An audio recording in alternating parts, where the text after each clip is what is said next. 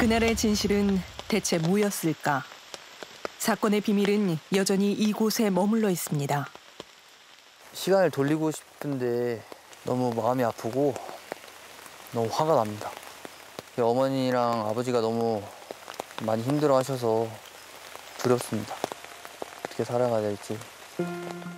그날 이후 가족의 행복이 송두리째 무너졌다는 동현 씨. 믿기 힘든 비극이 전해진 건 지난 4월 30일이었습니다.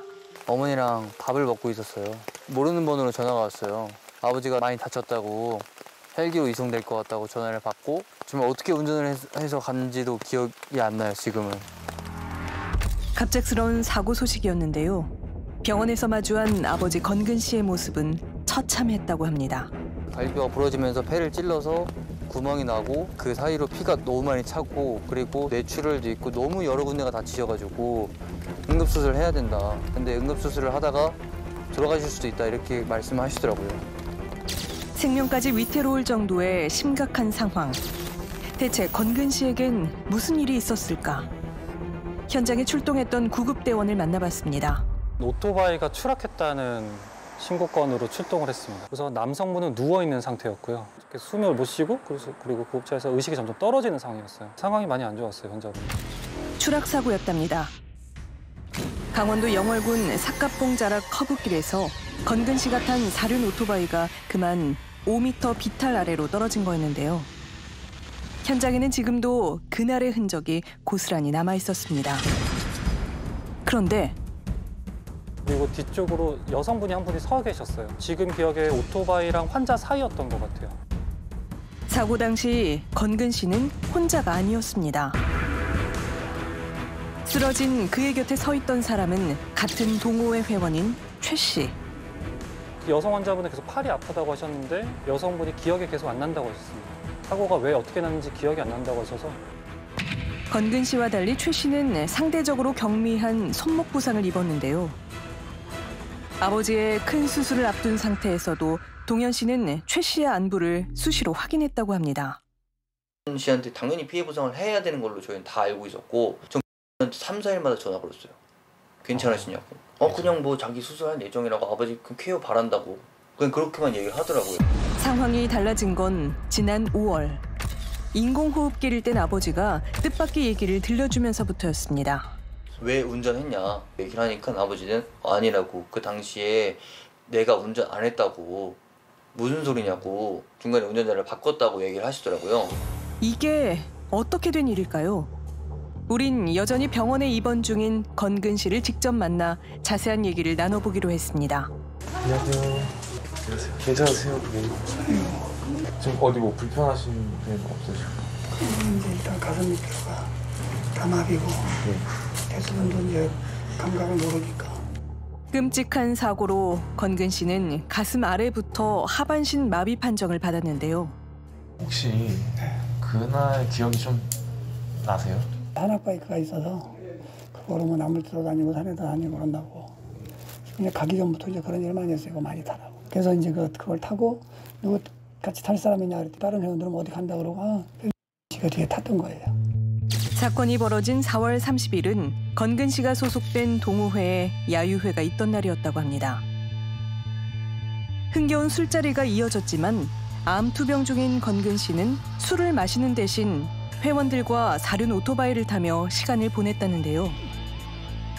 행사 막바지 무렵 건근 씨의 뒤에 마지막으로 탄 사람은 최 씨. 두 사람은 야유회 장소에서 10분 남짓 떨어진 산길로 향했다고 합니다. 그런데 그 길다 이렇게 쭉 올라갔었어요. 거기서 이제 제가 탔던 자리 이제 앞쪽으로 씨가 왔고 중간에 운전자가 건근 씨에서 최 씨로 바뀌었다는 겁니다. 그것이 이런 식으로 이렇게 하는 게 아니라 이렇게 레바로 이렇게 하는 거예요, 악셀이. 그건 그래가지고 하는데 이게 그건 굉장히 세게 하니까 너무 이러니까 이렇게 잡았어요. 근데 어느 순간 갑자기 그냥 가니까 그냥 이제 내가 지가 안고 떨어졌느냐 하면서 이렇게 이제 다치게 된 건데. 뒤늦게 사실을 알게 된 뒤 곧바로 최 씨에게 전화를 걸었다는 동현 씨. 그녀의 반응은 어딘가 수상했다고 합니다. 아버지가 뒤에 타셨다고 하시더라고요. 그것도 뭐 상관이 있어요? 아빠가 좀 나으면 근데 얘기를 저희한테 사고 상황에서 한마디도 안 했거든요. 아, 이 사람 진짜 아버지 돌아가셨으면 어떡했을라 그런 얘기를 안 했을 거라는 생각밖에 안 들더라고요, 저는. 최 씨는 왜 그 당시 침묵했던 걸까? 이제 그녀의 얘기를 들어봐야겠습니다. 안녕하세요. 저희 SBS에서 나왔는데요. 아니 왜 일을 이렇게 크게 저 궁금한 게 그러면 핸들을 잡으셨던 거예요? 너무 싫어. 하여튼 이 얘기 계속 안 하려고 나오네. 해야 되나? 나는 이런 얘기를 혼자 삼키고 있었던 사람이에요. 우리가 바보같이 그냥 편하게 그냥 너무 많이 다쳤으니까 조용히 이렇게 지내야 되는 게 맞는 건가? 하고 싶은 말이 많았던 건 최 씨도 마찬가지랍니다. 아니 너무 어이가 없는 거야. 나는 이게 폐사기고 뭐 시름이고 뭐 어떻게 칠지도 모르고 본인 다 움직이고 그러면 그 사람을 죽이려고 나 허리 잡고 내가 다 움직였다는 거야 그 속도로? 최 씨의 주장은 이렇습니다. 자신이 앞에 탄 것은 사실이지만 오토바이 핸들을 잡은 건 건근 씨라는 겁니다. 게다가 거기에서 쭉 가는데 건근 씨가 조금 거리하게 나 뒤에다가 뒤에 그리고 막 한번 부딪히는 거야. 아, 그거로 인해서 내가 너무 앞으로 뭐가 길어지잖아요. 길어지는 순간에 뭔가 풍하고 그냥 기억 없는 거예요. 마지못해 앞자리에 앉긴 했지만 핸들 안쪽에 손만 얹고 있었다는 최 씨. 허리를 잡았다던데? 여보세요. 난 몸 다치는 거 되게 싫어하고 내가 기가 막혀. 그 오토바이 엄청 크거든요. 그리고 그 산길이야. 본인 허리만 맞고 내 운전에 맡기고 본인은 가만히 있었다면 자기 목숨 거는 거지. 만약에 내가 해가 쳐봐요. 그러면 내가 살살 기어가지. 그 속도를 내가 느껴서 내가 운전을 해보지도 않은 사람이? 우린 사고당일 건근 씨와 최 씨가 탄 것과 같은 기종의 다른 오토바이를 찾아 몇 가지를 확인해보기로 했습니다. 두 사람과 비슷한 체형의 사람들이 직접 오토바이에 올라탄 결과 건근 씨와 최 씨의 주장 둘 다 불가능한 건 아니었는데요. 조금 불편하기는 해요. 왜냐면 밀착되니까. 어떻게 약간 좀 땡기기도 하고요. 편한 점은 아닌 것 같아요. 그렇다면 실제로 야외에서 주행을 할 경우는 어떨까? 먼저 최 씨의 주장대로 앞에 앉은 여성은 핸들에 손만 얹고 뒷좌석에 앉은 남성이 운전을 해보기로 했습니다. 여성의 헬멧에 시야가 가려지긴 하지만 충분히 가능한 일입니다. 어떠세요?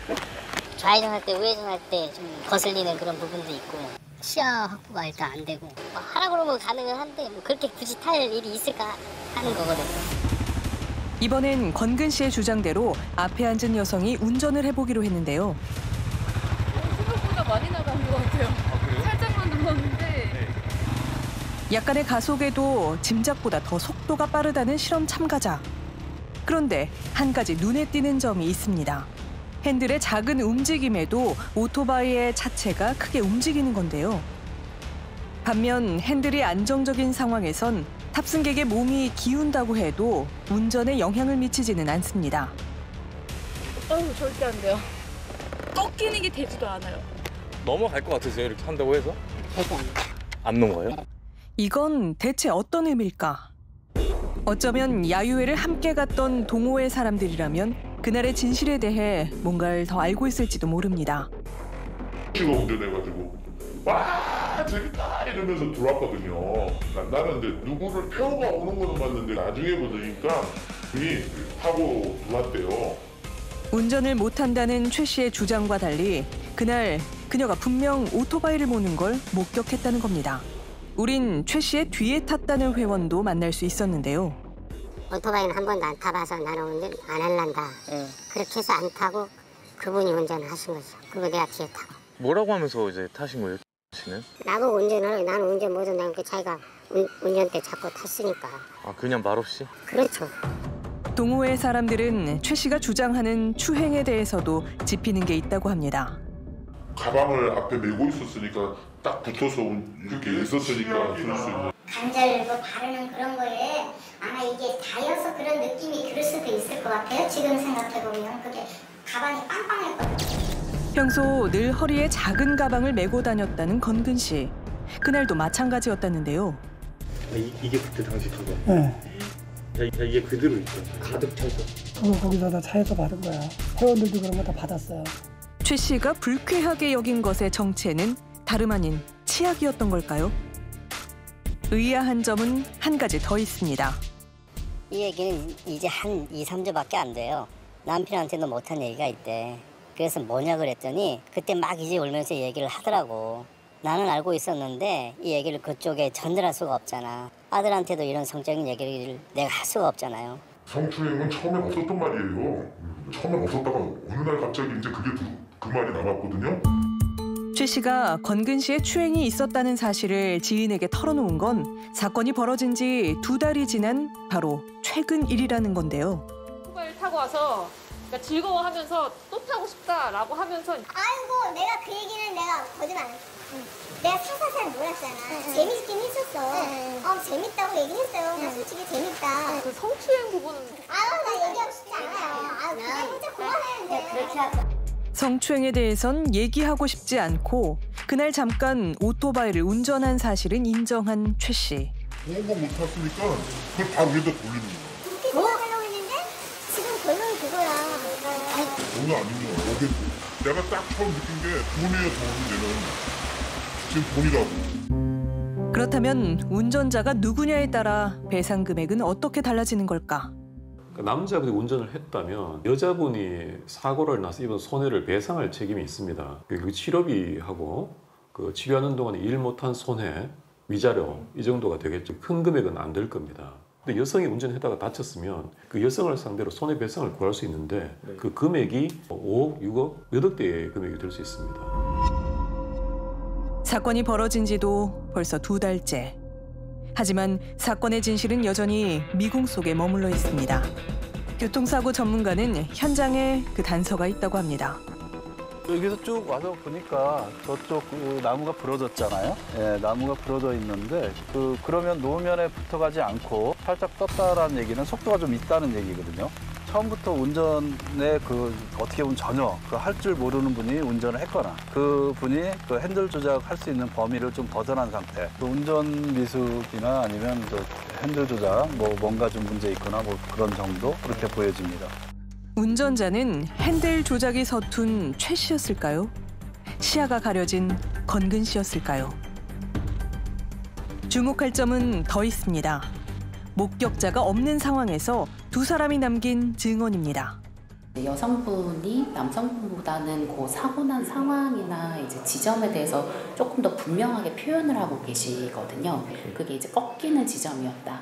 운행을 했었던 운전자가 사고 난 지점이나 아니면 사고 난 상황을 조금 더 이제 보다 분명하게 인지를 하고 있었을 가능성은 좀 높은 거죠. 이제 성추행 때문에 본인의 이제 몸이 앞으로 기울여져 가지고 그 순간 이제 사고가 일어났다 이런 식으로 이제 표현을 하시거든요. 몸을 조금 앞으로 기울인다거나 아니면 이제 힘을 준다고 해서 이제 균형을 이룰 만한 그런 이제 오토바이는 아닌데 원인을 본인이 알고 있고 그걸 이렇게 이야기를 하지 못하는 상황에서 이제 언어적인 표현이 그런 식으로 나타났을 가능성도 있는 거죠. 풀리지 않을 것 같은 사건의 진실도 언젠가 드러날 겁니다. 그땐 누가 거짓말을 한 건지도 밝혀질 텐데요. 나는 진실을 지금 생각하고 싶은 거는 하고 싶은 거는 그거야. 나 이때까지 싸우고 싶다.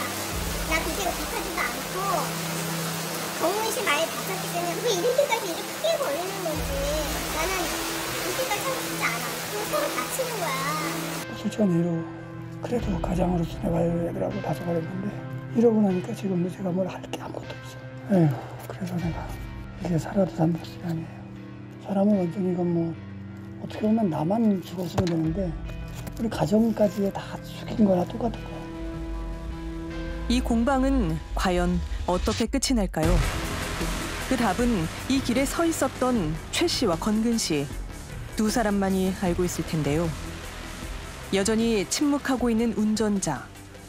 그건 아마도 진실이 드러날까 두려울 단 한 사람일 겁니다.